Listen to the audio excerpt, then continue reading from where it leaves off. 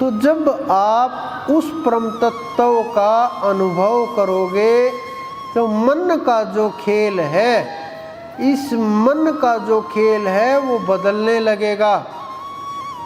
आप ये समझो, इस शरीर में कहीं भी कुछ भी हो जाए, जितनी भी दवाइयाँ ग्रहण की जाएंगी, अगर आपके सिर में दर्द होगा तो भी दवाई आप मुंह से ही लोगे, अगर आपके हाथ में दर्द होगा तो भी दवाई मुंह से ही लोगे, पैर में दर्द होगा तो भी दवाई मुंह से ही लोगे, या पैर से ले लोगे आप दवाइयाँ। अगर आपके हार्ट में दर्द होगा तो भी दवाई मुंह से ही लोगे, कान में दर्द होगा तो भी दवाई मुंह से ही लोगे। लेकिन वो दवाइयाँ शरीर के ऊपर असर करती हैं, जिस कार्य के लिए वो ली गई वही असर करना शुरू कर देती हैं। उसी प्रकार से ये सुख दुख, अच्छाई बुराई, राग द्वेष, जितने भी रोग हैं, ये मन की दवाई से सब के सब रोग शांत हो जाएंगे।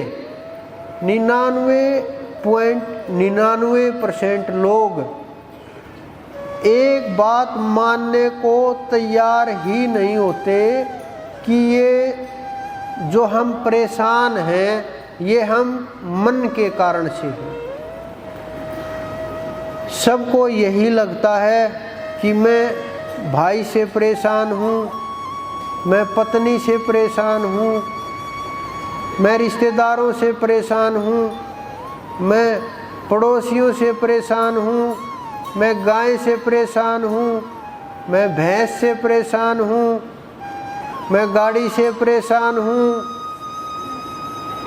किसी के नज़दीक आने से परेशानी होती है, किसी के दूर जाने से परेशानी होती है, शत्रु जब पास आता है तब परेशानी होती है, अपना कोई नज़दीक का जब दूर जाता है तब परेशानी होती है।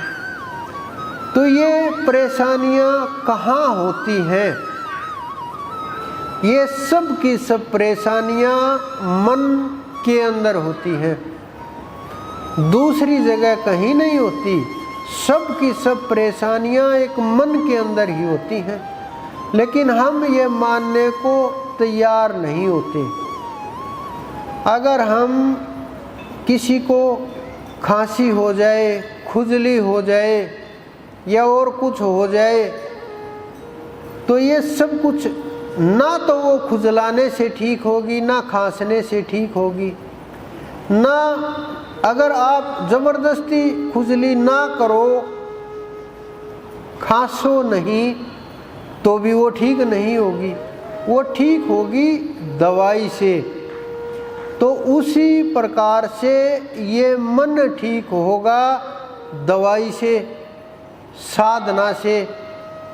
और साधना के बिना अगर आप सोचो बाहरी वस्तुओं से ये मन ठीक हो जाएगा, नहीं होगा। क्योंकि बाहरी वस्तुओं से जब शरीर ठीक नहीं होता, आप कितना भी मेकअप कीजिए शरीर के ऊपर, कितना भी लीपा पोती कीजिए, 2 दिन बाद, 10 दिन बाद, महीने, 6 महीने बाद वो चली जाएगी, उतर जाएगी और आप वैसे ही हो जाएंगे।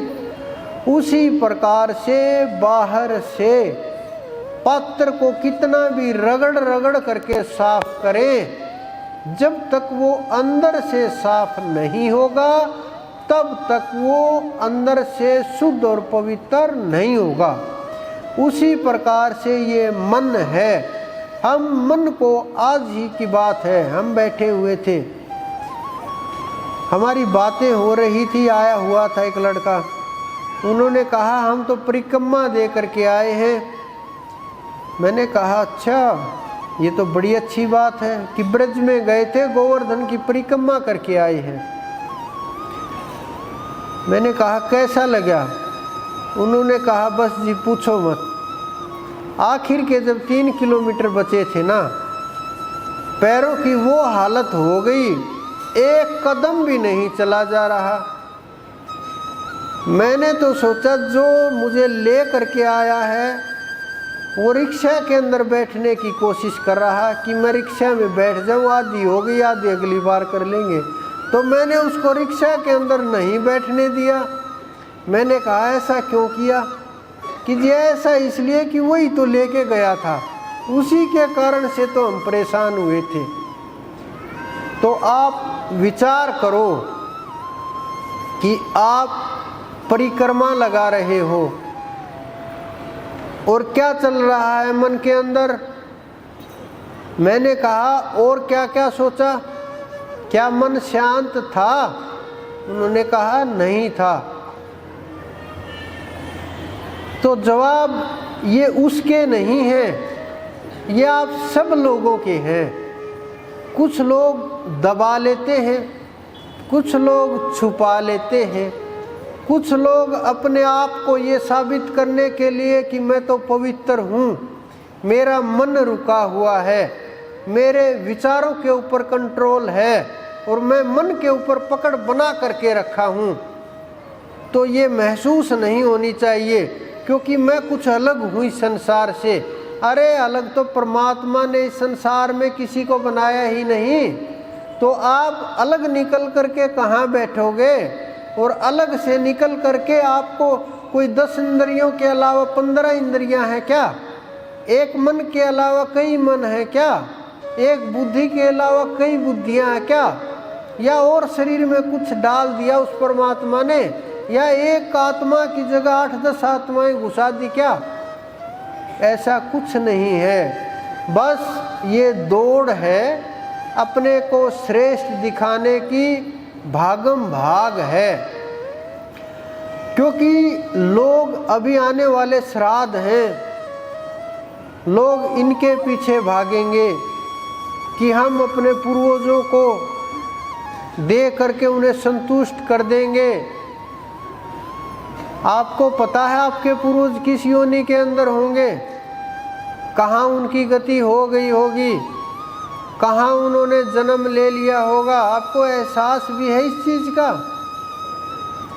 कि कब, क्या पता 200-400 साल पहले वो पीढ़ी दर पीढ़ी चलते आ रहे हैं। महिलाएं बोलती हैं मेरी सासू ऐसे ही करती मिली थी। मैं बोलता हूँ तेरी सासू को लेके आना, वो लेके आती है। वो बोलती जी मेरी सासू भी मुझे ऐसे ही करते मिली थी। मैं बोला तेरी सासू जी रही या चली गई? कि जी जी रही है, बस टाइम कट रहा, सांस चल रहा है।